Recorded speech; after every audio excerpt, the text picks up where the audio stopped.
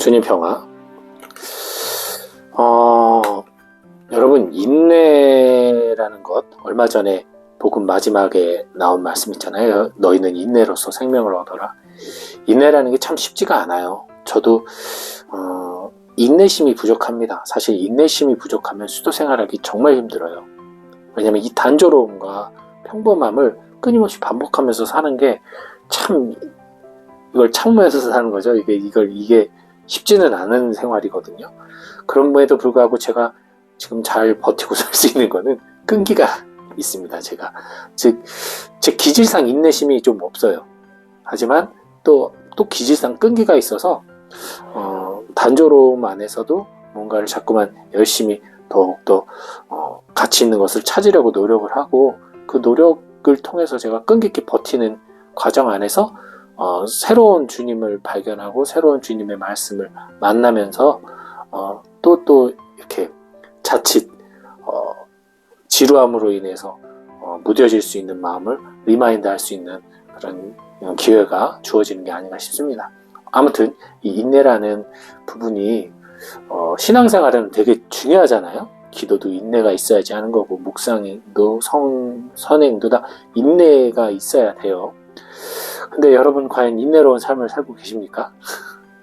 저는 인내롭지 못한 부분을 얘기를 드렸는데, 오늘 복음에서 이제 사람들이 천국이 곧 올 줄 알고, 하느님 나라가 곧 올 줄 알고 있었다라는 이야기가 나와요. 거기에 마나의 비유, 마태복음에서는 달란트의 비유죠. 예수님께서 말씀하시는데, 사람들은 빨리 자신이 목적하거나 희망하는 것에 결과를 내기를 원해요. 오랫동안 버티는 것을 좋아하지 않습니다. 특히 오늘날 이 초고속 인터넷 사회에서는 원하는 답을 빨리 얻지 않으면 안 돼요. 못 견뎌요. 사람들이 더 조급해졌죠. 더 빨리 결과를 내야 되고, 더 빨리 해결책을 알아야 되고, 더 빨리 답을 알아야 되는 그러한 세상이 됐어요. 그러다 보니 이런 사람들에게 인내롭게 신앙생활을 하라는 것, 즉 우리의 신앙생활은 결국 죽음까지 도달해야만 그 목적이 이루어지는 삶이기 때문에 인내가 필요할 수밖에 없거든요. 예. 탈락하면 안 되거든요. 그러한 건데, 그 죽음까지 길지도 않지만 어떻게 보면 너무나 긴 이 시간을 기다리지를 못하니까 사람들은 그 보상을 원하죠.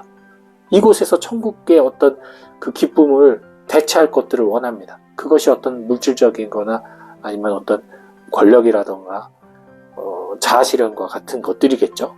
그것들이 이 땅에서 내가 살아있는 동안 이루어지고 채워질 때 그 만족감으로 버티면서 그 최종 목적지까지 이르려고 하는 거죠. 자, 여기서 근데 중요한 일이 있습니다. 주님께서는 당신 나라까지 오는 그 길이, 그 기간이 하느님에겐 찰나의 순간일 수밖에 없죠. 영원이신 하느님께는 찰나의 순간이나 우리에게는 참 긴 시간일 수가 있어요. 돌아보면 짧은 시간인데 사는 동안은 참 긴 시간이잖아요. 그 긴 시간을 혹시라도 인내하지 못하고 도망칠까봐, 넘어질까봐 주님께서는 우리에게 많은 것을 허락하셨어요. 그것이 우리가 지금 살아가는 이 모든 것들입니다. 의복이며 이런 장비며 돈, 재화, 재물, 권력 이런 것들을 주셨어요. 그것을 주신 이유는 하나입니다. 그걸로 흥청망청 놀고 먹고 살라는 것이 아니라 그것을 통해서 내가 자아실현을 해가고 더욱더 당신 나라에 도달하는 그 참된 목적, 참된 드림을 이루도록 하게 하기 위해서 주셨단 말이에요. 근데 오늘 그 한 마나를 받은 사람은 어떻게 했습니까?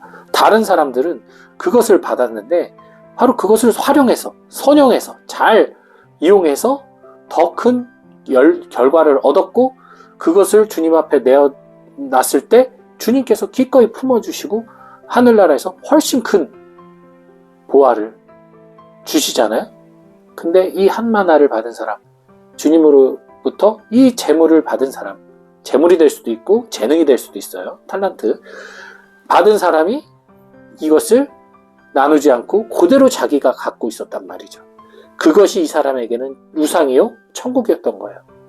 그러니 주님 앞에 와서도 결국 주인을 고약한 사람이라고 얘기를 해버리죠. 이 재물을 앗아가는 존재는 고약한 사람인 거예요. 즉 죽음 앞에서 억울해서 못 죽는 사람들이 돼버린 거예요. 이대로 내가 번 재산, 내가 이룬 어떤 성과를 이대로 놓고 눈 감기 힘든 거죠. 우리가 죽음 앞에서 만족할 수는 있어요. 그러나 만족은 참된 죽음이 아닙니다. 진짜 죽음은 기뻐. 너무 행복해야 돼요. 왜? 내가 평생 꿈꿔왔던 목적이 이루어지고 완성되는 날인데 얼마나 기뻐요. 내 평생을 준비한 일이 인생 프로젝트가 완성되는 날인데 영원한 생명이라는 어마어마한 결과를 내 눈앞에 지금 두고 있는데 이건 너무나 기뻐 미쳐 날뛰어야 되는 건데 만족스럽다? 혹은 억울하다?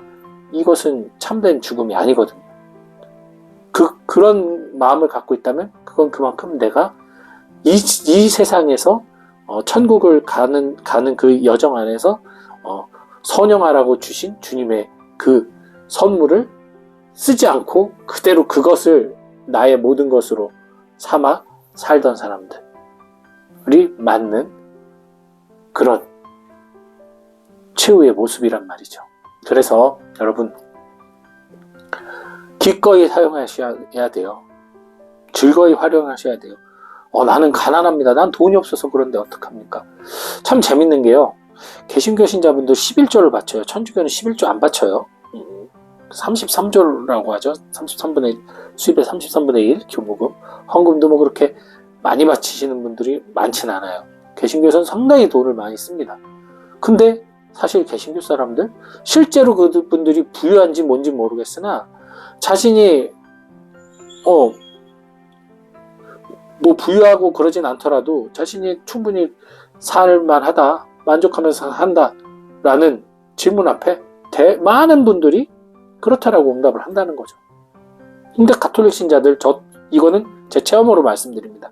본당에서 이렇게 질문해요. 여러분들 어떻냐? 잘 사냐? 중간이냐? 많이 이렇게 좀 먹을 만한 게 사냐? 아니면 좀 부족하냐? 대부분이 부족하다고 여긴다는 거예요. 더 쓰지 않는데 늘 부족하다고 여겨요. 이유가 있습니다. 내가 갖고 있는 재산이 이만큼이에요. 근데 내가 원하는 삶은 이만큼이야. 당연히 부족하죠. 부족할 수밖에 없어요. 맞잖아요. 근데 내가 원하는 재산이 없어. 주어지면 은총이고 뭐 나가도 은총이야. 있어도 없어도 부유할 때나 가난할 때나 나는 그걸 은총으로 여기고 사는 사람에게 이게 부족하다는 게 느껴지지가 않는 거예요. 그리고 놀랍게도 그런 사람들에게 주님은 더 많이 베푸세요. 어떤 모습으로든 그 사람이 불행하다 여기지 않게 베풀어 주신단 말이죠. 그래서 허무해하지 말고 활용하세요. 이것이 이 달란트, 만화의 비유의 핵심입니다. 나누셔야 돼요. 그것이 재화가 됐든 재물이 됐든 내 달란트가 됐든 내가 갖고 있는 것을 나눌 수 있어야 됩니다. 모든 것을. 나누면 나눌수록 그것이 나중에 참으로 우리가 쟁취해야 될 우리 인생의 목표에 완성에 다다르는 길이 된다는 것을 말씀드리면서 오늘 이 시간 마치도록 하겠습니다. 주님 평안.